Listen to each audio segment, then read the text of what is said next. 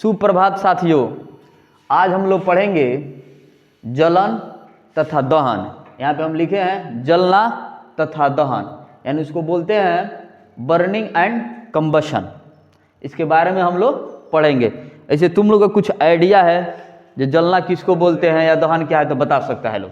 कुछ है आइडिया तो बोलो लोग। हाँ बोलो, इधर देखो। हाँ अच्छा, इधर देखो। जलना तथा दहन, उसके बारे में हम लोग पढ़ रहे हैं, जिसको बर्निंग एंड कंबशन बोलते हैं। किसी भी वस्तु का वायु की उपस्थिति में, यानी वायु की उपस्थिति को बोलते हैं ऑक्सीजन की उपस्थिति में, यानी ऑक्सीजन की मदद से या ऑक्सीजन की सहायता से या ऑक्सीजन की हेल्प से कोई वस्तु जलती है। इसीलिए बोला गया है किसी भी वस्तु का वायु की उपस्थिति में, और वायु में कौन सा वायु होगा? ऑक्सीजन की उपस्थिति में जलकर ऊष्मा व प्रकाश उत्पन्न करना दहन कहलाता है। यानी कोई भी वस्तु या कोई भी पदार्थ जब ऑक्सीजन की उपस्थिति में जलता है तो क्या करता है? ऊष्मा उत्पन्न करता है और प्रकाश उत्पन्न करता है। कोई वस्तु जलता है तो यहाँ पर ध्यान देना, जब कोई वस्तु जलती है तो क्या उत्पन्न करता है? ऊष्मा और प्रकाश उत्पन्न होता है या करती है। और जैसे तुम ऑब्जेक्टिव क्वेश्चन बन सकता है, जब कोई वस्तु जलती है तो क्या उत्पन्न करती है? ऊष्मा और प्रकाश, ऊष्मा और रोशनी, लेकिन लिखेंगे प्रकाश। हाँ, ऊष्मा और प्रकाश उत्पन्न करता है, उसको क्या कहते हैं भाई? दहन कहलाता है। यानी किसी भी वस्तु का वायु की उपस्थिति में, कोष्ठ में लिखेंगे, यानी ऑक्सीजन की उपस्थिति में क्या करता है? वो जलकर ऊष्मा व प्रकाश उत्पन्न करता है, दहन कहलाता है। यानी जब कोई वस्तु जलती है तो क्या उत्पन्न होता है? प्रकाश और ऊष्मा, या ऊष्मा और प्रकाश। फिर इसका अलग तरीका से और डिफिनेशन दे सकते हैं, जैसे और में करके, दहन प्रक्रिया के दौरान पदार्थ ऑक्सीजन के साथ संयोग करके या मिलके ऊष्मा व प्रकाश के रूप में ऊर्जा उत्पन्न करता है। जब कोई पदार्थ क्या करता है? ऑक्सीजन के संयोग करके या ऑक्सीजन के साथ मिलकर ऊष्मा व प्रकाश उत्पन्न करता है, और ऊष्मा और प्रकाश से क्या हम लोग को मिलता है? ऊर्जा उत्पन्न होती है, यानी ऊर्जा मिलता है। फिर इसको और तरह से लिख सकते हैं, ऊष्मा व प्रकाश मुक्त करने के लिए किसी पदार्थ को जलने की प्रक्रिया क्या कहलाती है? दहन कहलाती है। यानी 3 तरीका से लिख सकते हैं, जो आपको इजी लगे, जो ज़्यादा आप जिसमें कंफर्टेबल हैं उसको लिख सकते हैं, ठीक ना। अब यहाँ देखिए, अब यहाँ पे चीज़ें आ गई कि जलना, तो उसका थोड़ा सा हम एग्जाम्पल देंगे। जैसे मोमबत्ती का जलना, मोमबत्ती जलता है तो क्या होता है? यानी मोमबत्ती का दहन होता है तो ऊष्मा मिलता है और प्रकाश मिलता है। अब इतना ऊष्मा नहीं मिलता है कि तुम इस पर चावल दाल बना लेगा, लेकिन हाँ थोड़ा सा गर्मी फील होता है, उसके पास हाथ ले जाएगा। फिर मनुष्य के शरीर में भोजन का दहन, मनुष्य के शरीर में भोजन का दहन होता है, यानी भोजन का जलना होता है, या भोजन जलता है, भोजन पचता है, तो हम लोग क्या मिलती है? ऊष्मा और ऊर्जा मिलती है। ये चीज़ें नहीं है कि मनुष्य के शरीर में जब भोजन जलता है तो आपको प्रकाश मिलता है, यानी आपके पेट में भोजन पकना शुरू कर दिया या जलना शुरू कर दिया तो आपको प्रकाश दिखेगा, यानी बाहर की लाइट निकलेगी, ऐसा कुछ नहीं है। जब मनुष्य के शरीर में भोजन क्या करता है? जलता है या दहन होता है, तो हम लोग क्या मिलते हैं? ऊष्मा मिलती है और ऊर्जा मिलती है। ये कब फील करते हैं? यही कारण है, जब हम लोग भोजन करते हैं तो बोला जाता है कि कम से कम 1 घंटा के बाद पानी पीना है, क्योंकि जब हम लोग खाना खा लेते हैं तो भोजन क्या करता है? जलना शुरू हो जाता है, जलना शुरू हो जाता है, और क्या होता है? उसमें अपना भोजन पकने लगता है, ठीक ना। मनुष्य जब भोजन करता है तो इसीलिए बोला जाता है कि कम से कम 1 घंटा के बाद पानी पीना है, क्योंकि जब भोजन शरीर में चला जाता है तो भोजन पचना शुरू करता है, और जब हम लोग पचना, यानी पचने का कार्य होने लगे, दहन होने लगता है, भोजन जलने लगता है। अब उसी टाइम आप पानी पी लीजिएगा तो क्या होगी? इसकी मतलब जो भोजन जल रहा है वो ठंडा पड़ जाएगा, यानी काम करना बंद कर धीरे धीरे पचता है। यही कारण है कि लोग बोलता है कि बाबा पानी पी लिए, उसके बाद क्या? भोजन लगता है पेट में भारी है, यानी ज़्यादा आलस आने लगेगा। अब कैसे ऊष्मा मिलता है? मान लीजिए आप शाम को स्कूल से आ रहे हैं, एकदम मुँह लरुआए हुए हैं, एकदम आते आते एकदम मम्मी क्या करेगी? खाना आपको दे देगी, गरम गरम खाना खा रहे हैं तो तो लगेगा हा पेट में एनर्जी मिल रहा है, उष्मा मिल रहा है। नॉर्मली देखिएगा आपको सर्दी लग रही है, अभी सर्दी का मौसम ठंडा लग रहा है, आ जाइए मम्मी एकदम गरम गरम रोटी खिलाएगी तो लगेगा हाँ जाड़ा भाग रहा है, यानी शरीर से ठंडी भाग रही है। और क्या हो रहा है, आपके पेट में जाएगा तो उष्मा लगेगा कि हाँ पेट में कुछ जा रहा है। जैसे गर्मी के टाइम में देखिएगा आप ठंडा पानी पीते हैं या सॉफ्ट ड्रिंक पीते हैं, सॉफ्ट ड्रिंक पीते हैं तो क्या होता है, आप जब सॉफ्ट ड्रिंक पीते हैं तो लगता है कि पेट में एकदम ठंडा जा रहा है, या बर्फ जाता है तो ठंडा जाता है। फिर वहाँ देखिएगा वैसा ही जब सुसुम पानी आप पीते हैं तो लगता है कि शरीर में या पेट में गर्मी जा रही है।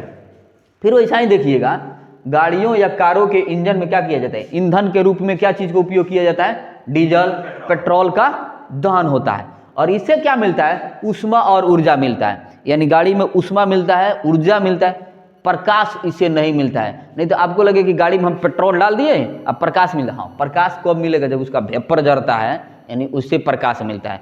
अब पता चले आप पंपी सेट स्टार्ट कर दिए हैं, अब बोलिएगा कि वेपर नहीं जल रहा है, भाई उसमें वेपर की सिस्टम नहीं है, यानी क्या कर रहे हैं, उसे ऊष्मा मिल रहा है और उस ऊष्मा से उस इंजन को ऊर्जा मिल रहा है।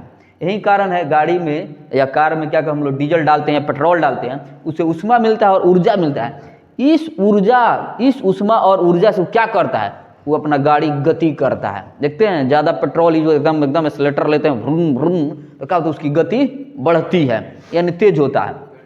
तो इसमें मतलब कहीं किसी को कन्फ्यूज़न, इसमें आप देखिए बहुत सारे वस्तु जलता है, जैसे आप लकड़ी जला कर देखिए, जाड़ा के मौसम में लोग लकड़ी जला के आग तापता है, यहाँ तक कि टायर ट्यूब जलाता है, पेपर जलाता है, कपड़ा जलाता है, लाश भी जलता है भाई।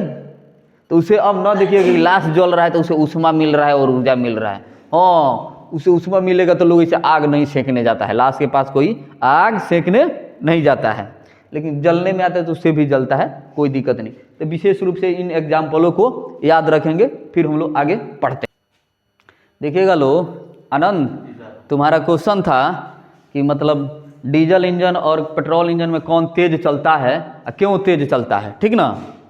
तुम पूछा था ना क्वेश्चन कि तुम्हारे स्कूल में मैडम या सर जो भी पूछे थे या बताए थे, डजेंट मैटर, लेकिन तुम जान जाओ यहाँ पे हमारे देश में मुख्यतः पेट्रोल और डीजल से ही गाड़ियाँ चलाई जाती है, यानी ऑलमोस्ट तुम देखा होगा पेट्रोल और डीजल से ही गाड़ियाँ चलाई जा रही है। लेकिन अभी प्रेजेंट टाइम में तुम देखना बाइक और 4 व्हीलर भी आने वाले हैं, जब बाइक भी तो आ गया है, इलेक्ट्रिक से चलाया जा रहा है, बहुत सारे इथेनॉल से भी चलाए जा रहे हैं गाड़ी, ठीक ना। तो सिस्टम दिन पे दिन अच्छा, यानी अच्छा की ओर जा रहा है, डेवलप होते जा रहा है, यानी वो चीज़ें ऑलमोस्ट, लेकिन अधिकतर देखा जा रहा है डीजल और पेट्रोल से ही चलाया जाता है, ठीक ना, अपने भारत देश में। तो देखना यहाँ पे डीजल इंजन वाली गाड़ी पेट्रोल से नहीं चलती है, जो इंजन गाड़ी डीजल वाली है वो डीजल से चलेगी, जो पेट्रोल वाली है वो पेट्रोल से चलती है। आई चीज़ें ध्यान देना, मैं खुद एक बार देखा हूँ, जब इधर बीपीएससी का एग्जाम था उसी के दौरान हम लोग आ रहे थे, तो जो पेट्रोल पंप पे था एकदम क्या था, वो कार था या कोई 4 व्हीलर था, पेट्रोल इंजन था, उसमें डीजल डाल दिया गया था, तो उसमें लोग देखे थे एकदम तगड़ा बकझक हो रहा था। तो ऐसा गलती से भी नहीं करना है। यहाँ देखो डीजल इंजन वाली गाड़ी पेट्रोल से नहीं चल सकती है, पेट्रोल वाली गाड़ी डीजल से नहीं चल सकती है, यानी जो डीजल वाली गाड़ी है वो डीजल से चलेगी, जो पेट्रोल वाली गाड़ी है वो पेट्रोल से चल सकती है।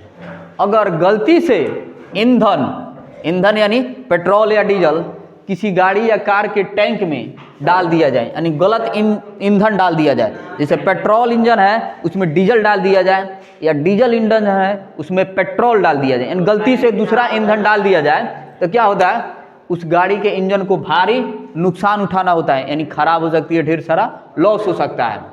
डीजल का इंजन पेट्रोल के इंजन से ज़्यादा बड़े और भारी होते हैं। तुमने देखा होगा जो डीजल गाड़ी से इंजन चलता है वो काफ़ी भारी और क्या होता है, स्ट्रॉन्ग होता है, काफ़ी भारी और स्ट्रॉन्ग होता है, उसमें ढेर सारे मतलब खौज बज सामान लगे रहते हैं। अब तुम नॉर्मली देख लो, पेट्रोल से चलने वाला मोटरसाइकिल देख लो, डीजल से चलने वाला क्रेन देख लो, जेसीबी देख लो, रोड रोलर देख लो, बड़े बड़े क्रेन आता है, ट्रक आता है, वो डीजल से चलने वाले होते हैं, वो केवल बहुत भारी होते हैं और उसमें बहुत सारे ज़्यादा सामान लगे होते हैं।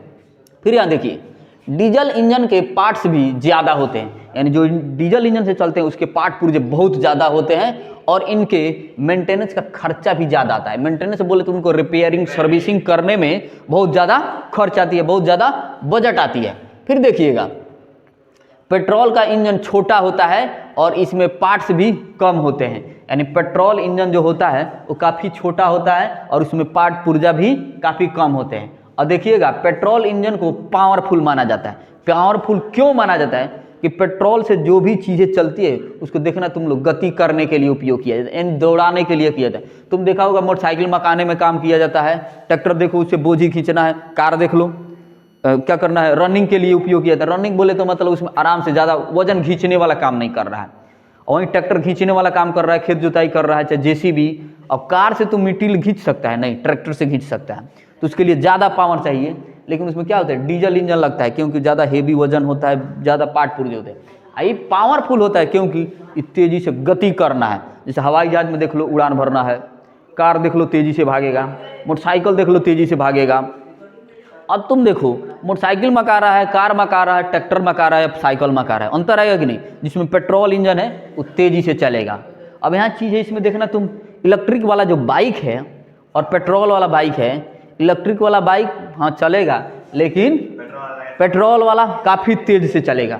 ये जितने हम एक्सीलरेटर लेते हैं यानी जितने पेट्रोल जलता है उतने ज़्यादा ईंधन बलती है और उतने तेज़ी से कार्य करता है। नॉर्मली चीज़ है, तुम 2 दिन से खाना नहीं खाया है, तुमको बोल दिया जाए कार्य करने के लिए, तुम कार्य नहीं कर पाएगा।